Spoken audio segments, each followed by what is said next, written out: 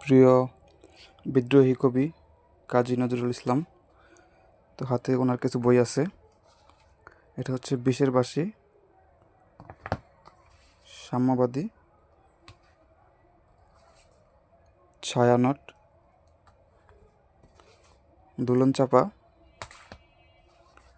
চক্রবাক এবং অগ্নিবীণা। তো সবগুলোই মনে হচ্ছে নতুন কোনো এডিশন। আমি আগের এডিশনগুলো পড়ছি, তো আমি মানে এটা একটু প্রিমিয়াম মনে হচ্ছে। এটার অন্যরকম একটা প্রচ্ছদ ছিল।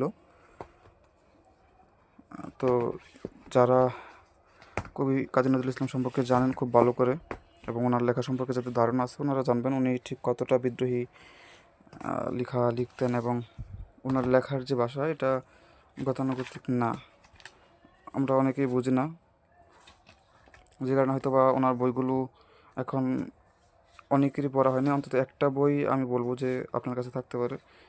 আমার কাছে অগ্নিবীণা বইটা ছিল, অন্য একটা এডিশন।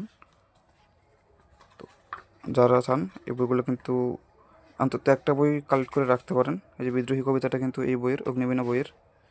আমি টুকটাক বুঝি আর কি, চেষ্টা করি পড়া, মাঝে মাঝে যখন হাতের কাছে পাই পড়ি। কবিতাগুলো আপনাকে শক্তি দিবে এবং আপনার মনে সাহস যোগাবে। অন্যান্য সাহিত্যিক বা বর্তমান যারা লেখালেখি করে কবিতা, ওনাদের সাথে যদি মেলাতে যান তাহলে আসলে আপনি হতাশ হবেন।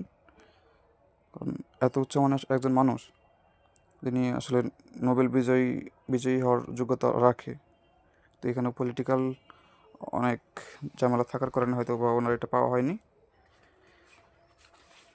কিন্তু কীর্তি তো আসলে উপহার দিয়ে হয় না। আপনারা পড়ে দেখতে পারেন। Thank you.